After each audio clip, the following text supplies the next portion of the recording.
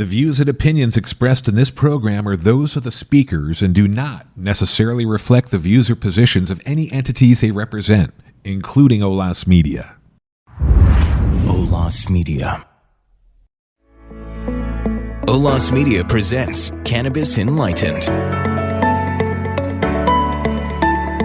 Now here's your host, Dr. Leroy Brady. Hello, everybody, and welcome again to another episode of Cannabis Enlightened.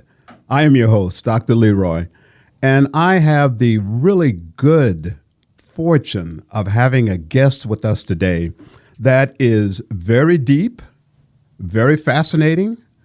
He's done a lot of things, and while I'm talking about him, before I let him introduce himself, I want to thank him for his service, which gives you some sneak preview that he's done military time, and he has, and not just some military time. I'm telling you, this young man, and I can say this young man has saved people. He has a Purple Heart. He has the Bronze Star, and maybe a whole bunch of other medals that I know without question he's earned. But the most humble person I've ever seen in my life, besides myself, that is. So without any further ado, I'd like to welcome to Cannabis Enlightened, Bryan Buckley. And Bryan, would you reintroduce yourself and tell a little bit about who you are and what kind of things that you've done? Yeah, absolutely. And it's an absolute pleasure to be here. And thank you for that great introduction. Yeah, first and foremost, I appreciate you saying thank you, but you don't owe me anything or no one else does. I was just really fortunate to be able to serve at the level I could and go forward for our country. And it really meant a lot to me. So thank you for that. But grew up in the right outside Philadelphia area, played for a big time high school football program. I remember I was getting recruited by the Naval Academy, wanted nothing to do with the military service, wanted to grow my hair long, play some ball, drink some beer, and if I could find my classroom, great, So then 9/11 happened, and that changed my life like it did everyone else's. And I just kind of looked in the mirror and said to myself, it's time for me to go earn my citizenship and get involved in this. So I transferred from University of Massachusetts to Villanova University, did the ROTC program, and became an officer in the Marine Corps. Started off in the infantry, conducted a deployment to Fallujah, Iraq. When I came back from that, they said, hey, you did a nice job. Why don't you try out for Marine reconnaissance? Went, made that. They rewarded me by sending me right back to Iraq 6 months later. So at that point, I was operating in the Al Anbar province, which is western Iraq.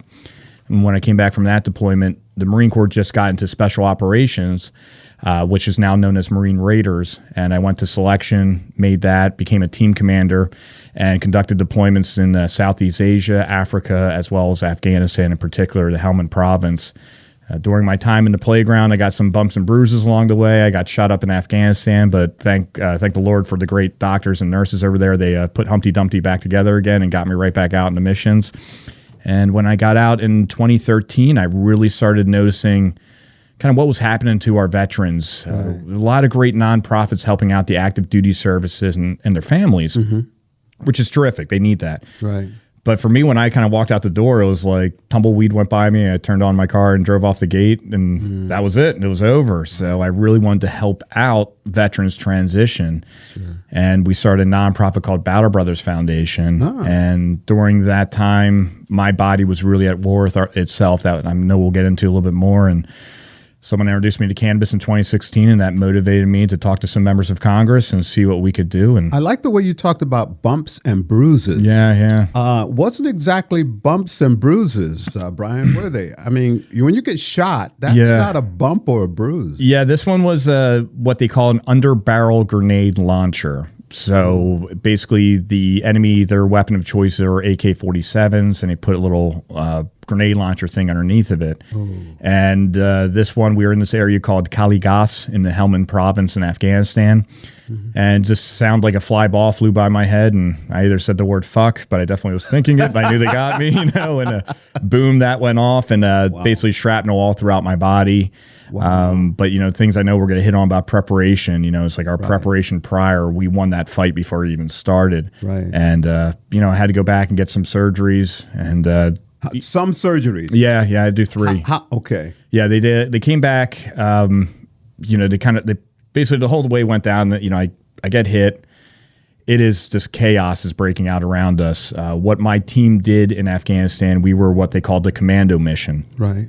So we were in the black helicopters in the middle of the night, and we would fly in and go after high-value Taliban targets. Sure. We would work and coincide with other special operation units, and they were doing what they call build stability platforms. So you had other Marine Raider, Navy SEALs, Army Green Berets, and they would be bearded up, wearing traditional dress, and they would do everything from building a well to help stand up a local police force and everything in between. Basically get them up on their own feet and let them take care of themselves and just kind of be a training wheels for them. While risking your life. Right. And while we we went in there, we would go in hard and fast. We were not there to kiss babies or shake hands. Right. We were there going after someone who deserved to go somewhere else. And when we flew into Kaligas, I just remember we came in under fire. Right. And when I came out of the helicopter, I actually tripped, and you heard rounds fly over my head. And I'll never forget, I looked down the side of this black helicopter. It was a Chinook, so one of the ones with the double blades, double rotors. And you actually saw the pilot had his rifle out. And since it wasn't put into his shoulder, you see it flying everywhere. But then the other guy, the gunner, had his minigun going, which is like a Gatling gun pretty much. And that thing was just whizzing away. And they told me, they're like, hey, you have Taliban all over you. And we had to kind of take care of that right from Jump Street. And it's just one of those moments you're like, you know what, we're going to earn our stories on this mission. Oh, my goodness. And we were trading casualties back and forth. And then I got tagged.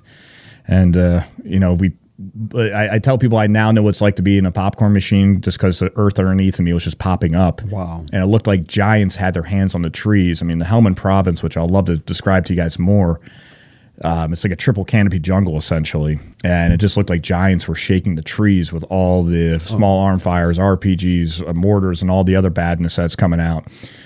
But everyone was cool and calm, and everyone did their job and did it exceptional. And they started the fight. We ended it. The people who started it no longer walk around here anymore. And it's time for me to get a ride back to go get fixed up. And, I know the weird story was I'm going out, and the Kazivak's there, so I had to put my hand up on the wall, and I'm kind of hobbling at this point because my legs are bleeding. I have tourniquets on them and stuff, and the wall collapsed. The next thing you know, these hornets come out. So now I'm getting stung by hornets. So I've been shot, then I get stung by hornets. Wow. So then I get on the helo. We're flying back. The adrenaline that hit my body, like people were like, man, how much did it hurt? I'm like, it didn't hurt at all. The adrenaline that hit my body was like, whoa, like I could have ran through a wall. It's more of take some deep breaths and just kind of calm down and process the problem set you're facing. But, eventually the adrenaline goes down and the pain says, hello, like this does hurt, So the PJ, which is like the Air Force pararescuers, great people. He just looks at me and he's like, hey man, and he holds out his hand and has like a syringe. He's like, you want something? And I'm like, yeah, whatever that is, let's do it. And it was ketamine. And essentially like, kind of blacked me out. Like I knew where I was, but I didn't know where or how to move around or to place I had to go. It's just a very bizarre out-of-body experience. Sure. So I had a big hunk of metal on the left side of my head just kind of sticking out right by my ear. Oh, my gosh. And when they were pulling me out of the helicopter, I'm completely limp at this point. One of the nurses, he sliced his hand open on the shrapnel. So I bled into him, he bled into me. So they took me in to get a CAT scan. The one head nurse, she was a British nurse, comes in. She's like, I need Captain Buckley. Everyone else get out. And she's like, do you have HIV or AIDS? And I'm like, no. And she's like, are you sure? I'm like, get tested every 6 months. I'm good to go. And she's like, we got to test you for AIDS because you guys just bled into each other and we're going to test him too. And I'm like, okay. So then they go through and they take me into surgery and the doctor's looking at my left leg and he's like, man, that's not looking too good. We might have to amputate. And I'm like, okay, I've been shot. I've been stung. I'm getting tested for AIDS. Now you're going to tell me you're going to take my left leg. And I'm like, listen, doc, you take my left leg. When I wake up, I'm going to beat you to death with it. and he's like, all right, man, happy thoughts. And, put the gas on me. Away I went, woke up. Everything was still working. There were two other of my guys on my team that were wounded at the same time. They were preparing to send them back to basically go to Kandahar, up to Germany, and then back over to America. One gentleman, he was shot in his stomach, so he literally, you talk about a crazy time, he's in the middle of the Helmand province, and then 2 weeks later, he wakes up in Bethesda and was like, that. Like, he's like, where the heck am I? Like, I had no idea. The other gentleman, he lost part of his tricep. So they wanted to pack me up and send me home. And my surgeon was a former Army Ranger. And he's like, hey, dog, what do you want to do? And I'm like, what are my options? He's like, they want to send you home, but you're my patient. You want to stay? And I'm like, yeah. He goes, I knew you were going to say that. And he's like, he's staying. And they're like, wait. He's just my patient, my call. He's good to go. And so what they did was they kind of left the wounds open. Essentially, shrapnel will kind of work its way to the surface of your body. So he's like, we're going to leave you open for a little bit. I'm going to bring you in. You don't want to know what we're doing to you, but we're pretty much steel wooling your body, trying to get the shrapnel out. So they did another surgery about 48 hours later, left me open for about another 24 hours, and then did another kind of scrub. And then they sewed me up. And that night they had me on a treadmill walking. And that night? Yeah. And I did. It really, that's where people think, they're like, man, it must have felt terrible when you woke up. I'm like, it felt like I worked out really hard. Like, it was just soreness, nothing sharp pains or, oh my goodness. Right. And, did my 20 pull-ups, was able to run 3 miles. 20 pull-ups? Yeah. Were you getting ready to say you ran 3 miles? Yeah, because they basically wanted to have me do the Marine Corps physical fitness test, which is, they want 20 pull-ups are perfect. It's like 100 points. If you could run 3 miles in 18 minutes, which my body said no, hell no. It's just, I don't know, 1910, my body's like, that's all I'm giving you. Okay.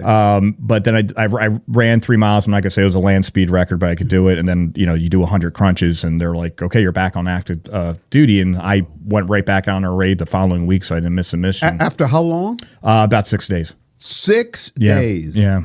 Tremendous doctors. I mean, they really did. And the nurses, I mean, they're the ones who sometimes get overlooked. They look at me or the other people like, wow, special operators, this and that.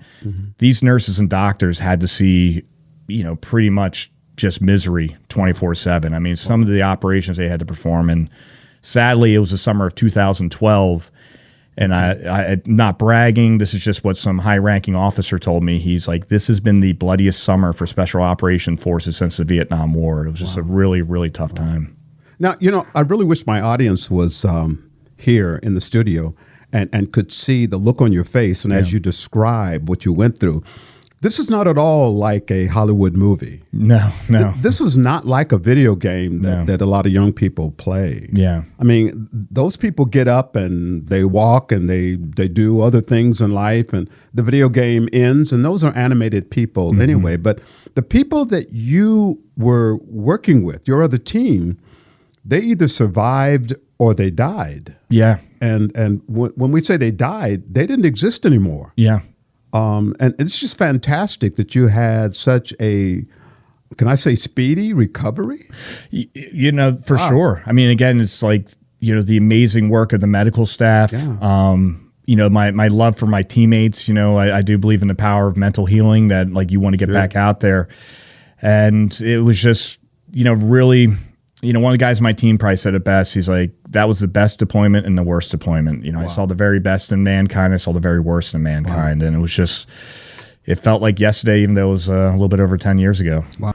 So you're back in the United States, and you have to still have some pain from those injuries. Sure. I mean, you said they healed and you were back and you were, running and doing, exercises and so forth. But I got to believe you still had pain. Oh, I still have pain today. Okay. Trust me. So how did you deal with that pain?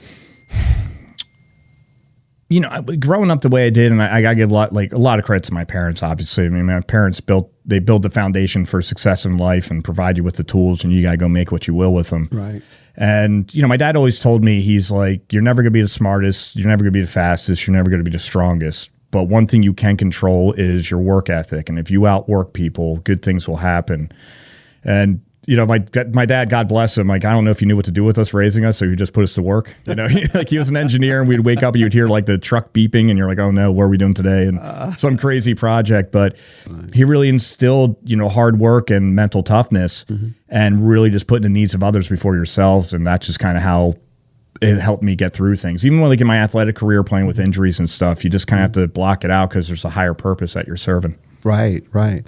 So, along with coming out and reacclimating yourself to, I guess, your city, your state, America, you founded the organization that you head right now.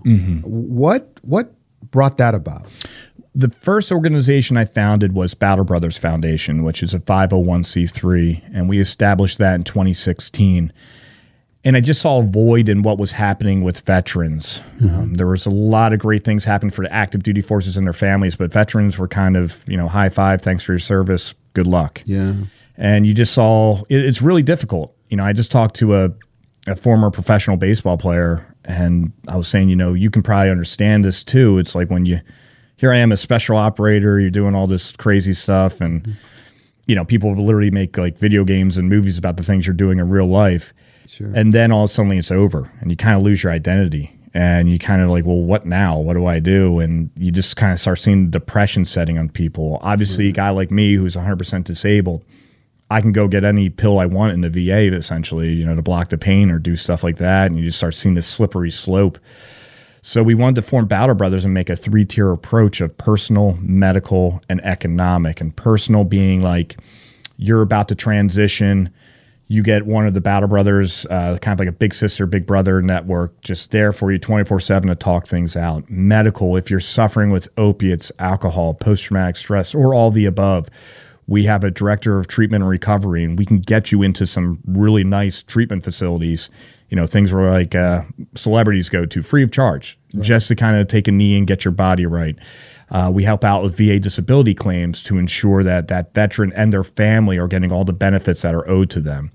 And then the last phase was the economic phase of finding a job, having that veteran have the same sense of purpose like they did while they served, with hopefully avoiding a mistake they can't come back from. Right. And then really with all the pain and agony my body was in, my body was at war with itself. I couldn't sleep. Just the pain would be really bad at night, and I'm alone with my thoughts, and it was a terrible way of life. Yeah. And someone said, hey, why don't you try some cannabis? And, being an athlete all my life, I just never wanted to put smoke in my lungs, so I never tried it. Obviously in the military, you're like, whoa, you don't even think about it. But when I tried it, it literally felt like a warm blanket enveloped itself around my head. It was just the first time my body was finally at peace with itself, and I could get some sleep. And I just said, there's a lot of great veteran advocacy groups out there, and they're doing work to try to get more access for veterans with cannabis. I'm like, but what's the gap between the VA and Congress, and how can we do this? So I had an opportunity to meet with some members of Congress, and pretty much I summed it up saying, what do you need to get this? And they said, if you can go get data and get American doctors, you'll have a strong argument. Right. And that was kind of led us on this path we're on right now. So were you able to get many doctors to agree with you? I always tell people never make comfort-based decisions, right? So I had this grand plan to mine, and I'm going to do all these great things, and I'm up in LA, and I'm trying to raise money, and Dr. Leroy, I'm getting like my teeth kicked in this day. I'm just getting doors slammed. Good luck, kid. Whatever. Thank you for your service. Out the door you go. Well, I confirmed for an event up at UCLA, a cannabis symposium they're having with Dr. Jeff Chen at the time was running their kind of cannabis kind of area for UCLA. Sure. And went there, it was a good talk, but we had a coffee break, and it was probably the greatest coffee break in my life, where I go out and meet a gentleman named Alon Blot. And Alon is an Israeli and served in the Israeli Defense Forces. And he also helped found a company called Niamedic Healthcare and Research Services, and they've been doing cannabis research for over 2 decades. And we just kind of bonded. We both had post-traumatic stress, and I just said, Alon, this is what I want to do. And he's like, okay. He's like, you can do it, but it's going to be really tricky. He's like, 1 is a Schedule I drug here, and 2, you're going to need this thing called an institutional review board for anyone to take you serious. And I'm like, well, what's an IRB? And he's like, it falls under the FDA, and it essentially says the medical professionals give you permission to conduct human trials with whatever you're studying, because every medicine has to go through IRBs. Sure. And he's like, again, Schedule I drugs could be really expensive. And they already had a great medical team with them. And I remember starting to think, okay, how am I going to get this? It's going to be expensive. We got to put a study design together. And the idea came from a Paul Newman salad dressing bottle, where it said 100% of profits to charity. So I'm like, all right. And so we talked to my lawyer, talked to my CPA. I'm like, can we do this. Like, if I make an adult use brand and we just take the profits to help fund our research, and they're like, yeah, profits are profits. You can do whatever you want. So our first, we came up with the company, the adult use brand called Helmand Valley Growers Company. The significance of HVGC is when you're a Marine Raider and you serve in the Helmand province in Afghanistan, you become part of the Helmand Valley Gun Club, and you get an HVGC tattoo on you. So I wanted to keep a military niche to what we were doing, and I threw HVGC up on the wall and Helmand Valley Growers Company. I'm like, okay, that sounds good. Went, briefed all the boys. I'm like, guys, I will change it, because I'm got to trademark this, do all that stuff. And I'm like, are we good? And they're like, not only are we good, can we get a job with you when we get out? And I'm like, well, that's kind of what we want to do here, is have veterans making medicine for veterans. So Helmand Valley Growers Company was born, and we made our first sale February 2nd, 2020. And with our first $50,000 of profits, that's what we had to put forward to develop a study design. And it was titled that Can Medical Cannabis Reduce the Symptoms of Post-Traumatic Stress? And what was going to be tricky about this was it was essentially a private IRB. And these IRBs are usually saved for medical groups, colleges, universities, stuff like that. They're really not given to the private sector, and especially cannabis. Sure. So they're like, the IRB is like, do you have a DEA license? We're like, no. And they're like, are you working with the NIDA, National Institute of Drug Abuse, out of University of Mississippi? We're like, no, we want to control this.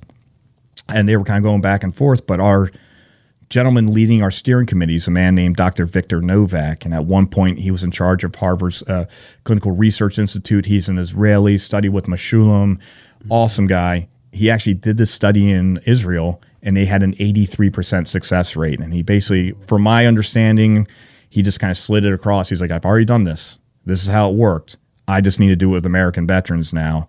So they approved it, which was huge. And then on top of that, University of California at Irvine came over top to be part of the study.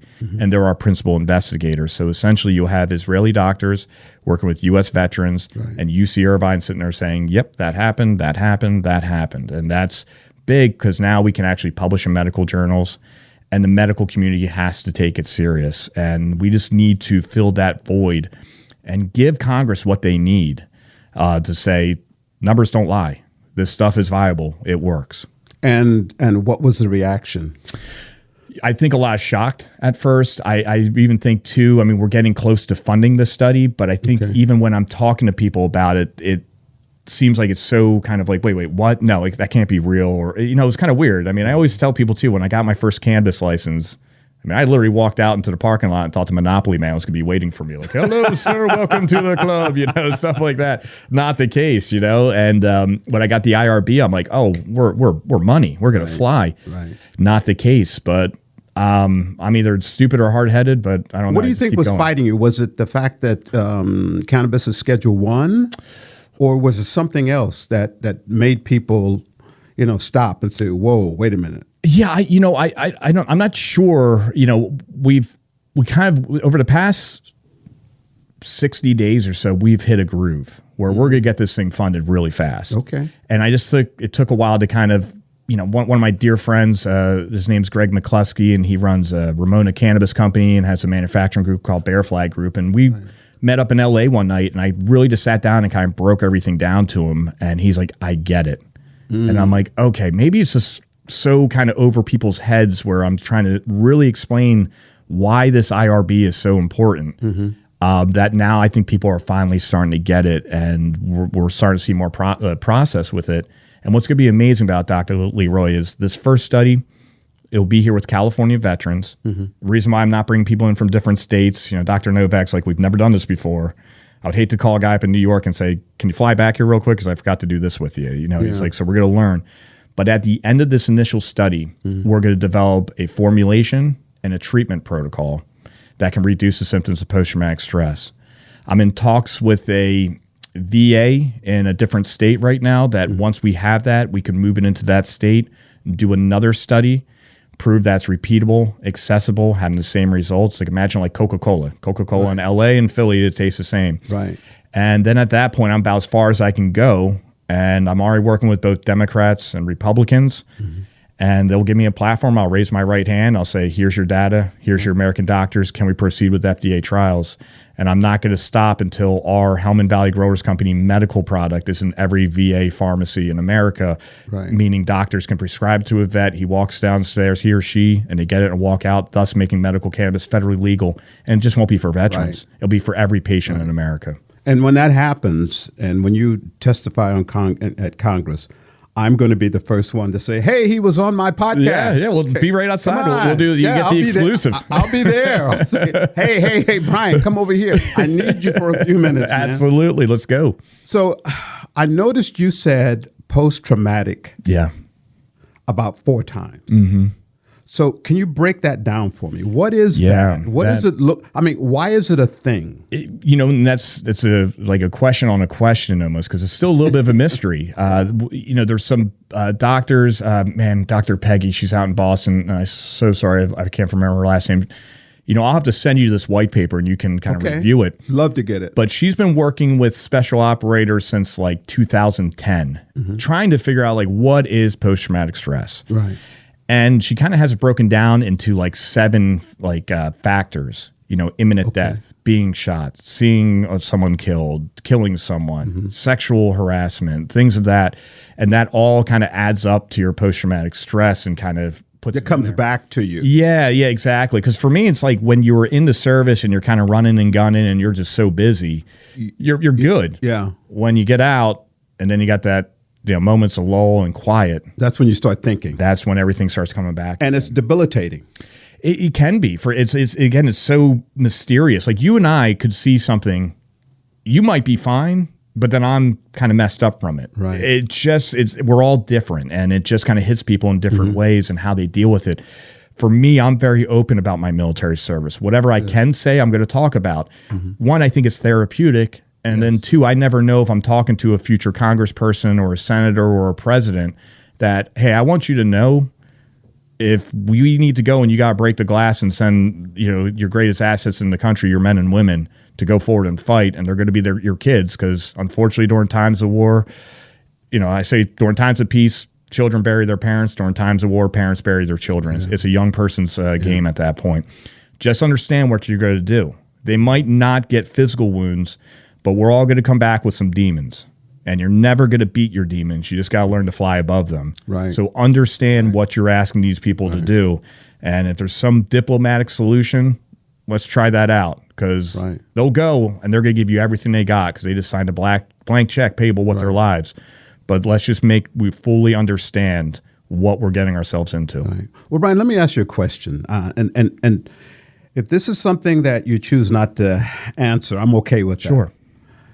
Do you believe or do you think the hesitation to make this legal, take it off of Schedule 1, is it economic, is it political, or is it just a social thing? I think 1 and 2 very much so, and then 3 kind of. Okay. I think, it takes a couple $1 million to get someone in Congress reelected. They like their donations. Pharmaceuticals, very big, powerful organization that can do it. For example, every time what I've heard, I'm not saying this is true, but it kind of makes sense. Every time a state institutes some legal cannabis program, pharmaceuticals lose $2 billion.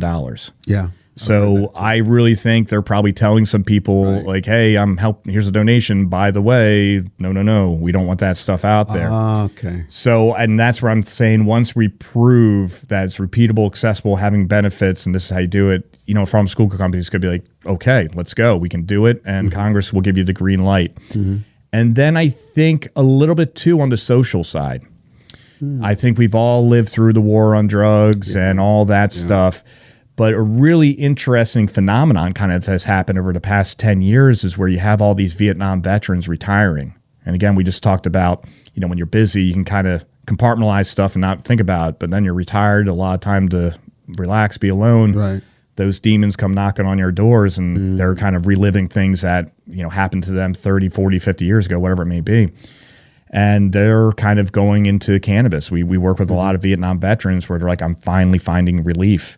And they were probably the ones who were really, whole Nixon era when he kind of just went nuts about it. Yeah. And now that they're kind of turning around, you're seeing it. And, now you're getting younger people in Congress and they're more open to some more things. So I think, now it's kind of getting to the point, one guy I talked to in Washington, he's like, we think by 2024, if you're a politician and you're not pro-cannabis, it could potentially be career suicide. Well, you're reading my mind. I was just going to try to pin you down to when you think that it will be not moved to a lower schedule, but in my mind, at least, it has to be completely off. I'm with you 100%. Schedule. Yeah, we need to deschedule it. Exactly. I think, I work with a very fantastic group, and these are guys I'd love to introduce you to because you love to have some of these interviews, but it's the Veterans Action Council.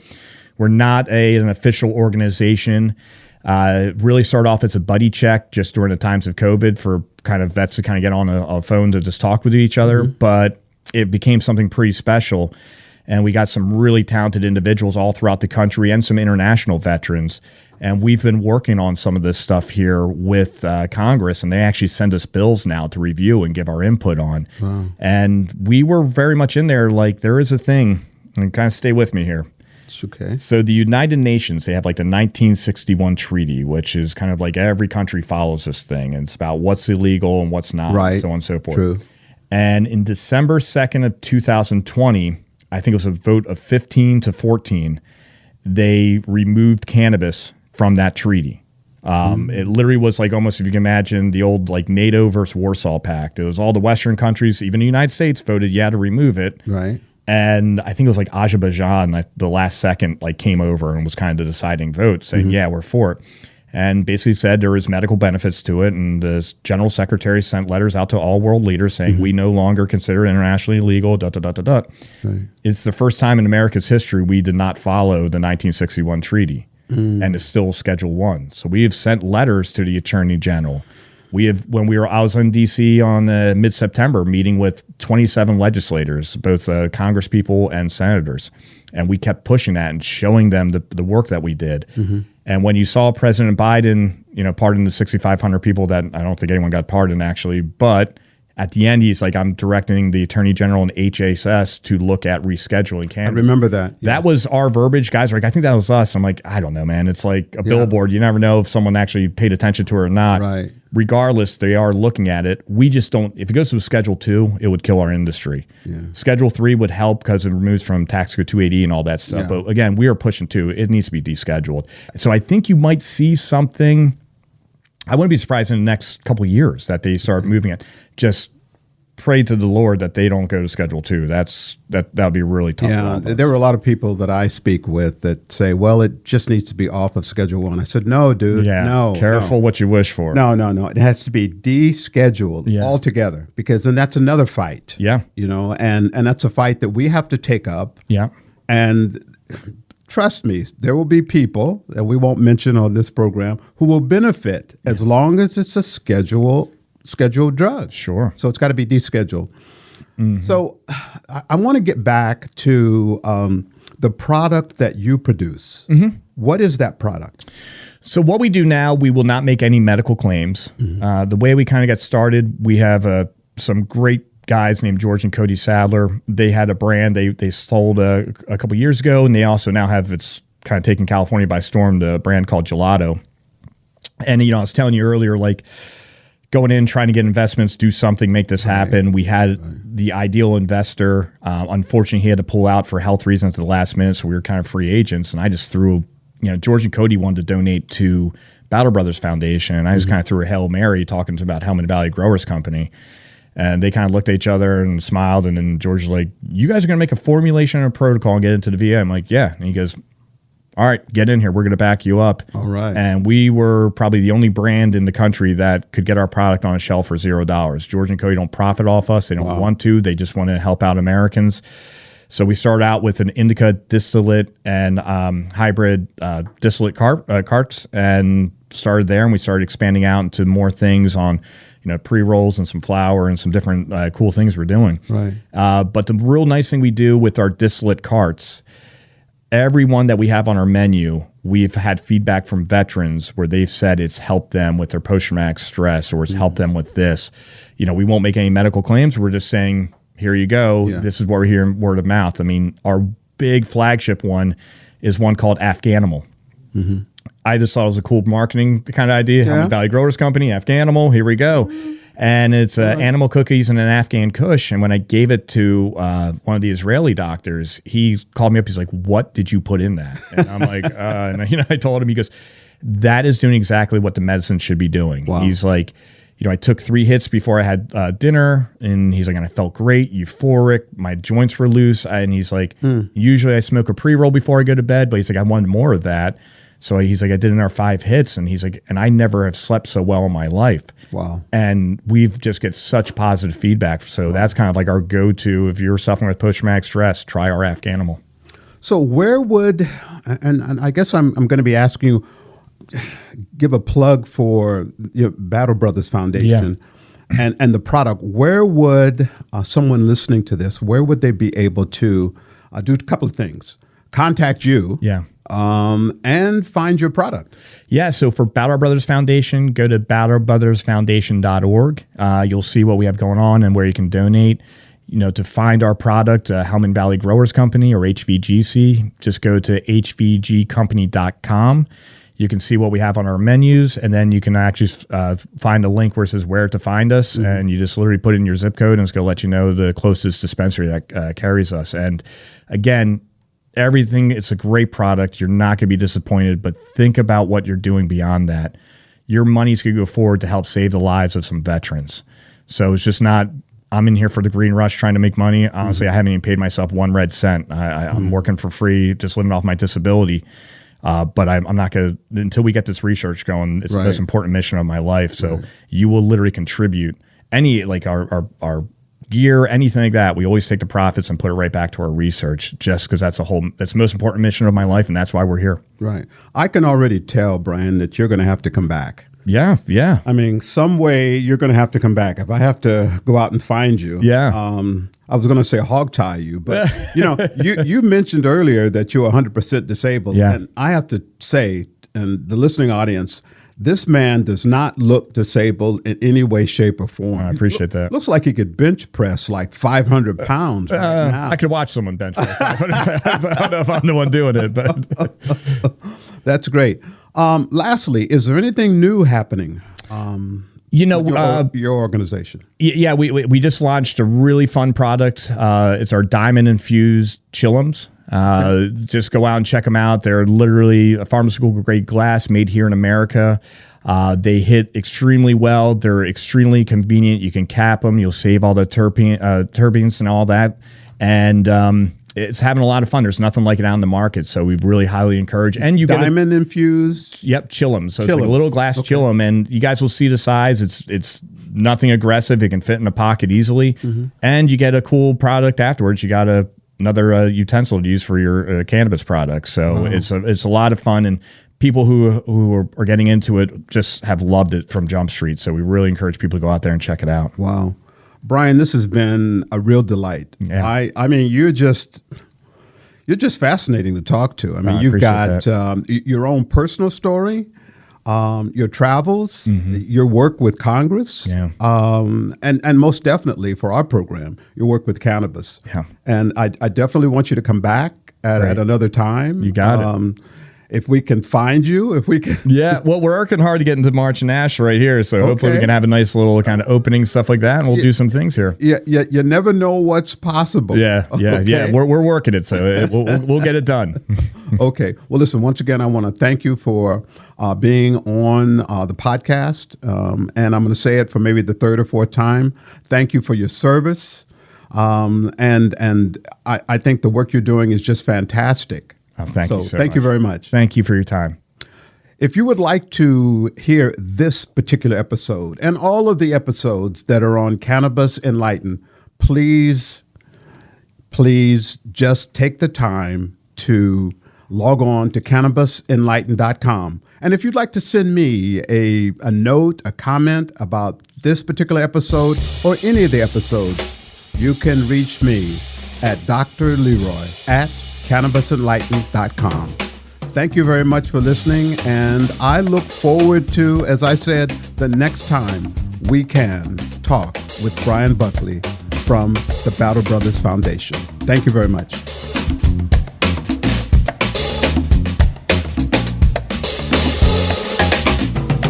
Cannabis Enlightened is produced in San Diego, California, and presented by March and Ash at marchandash.com.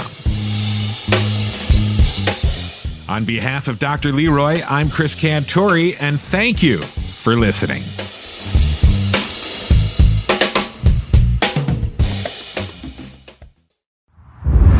Olas Media.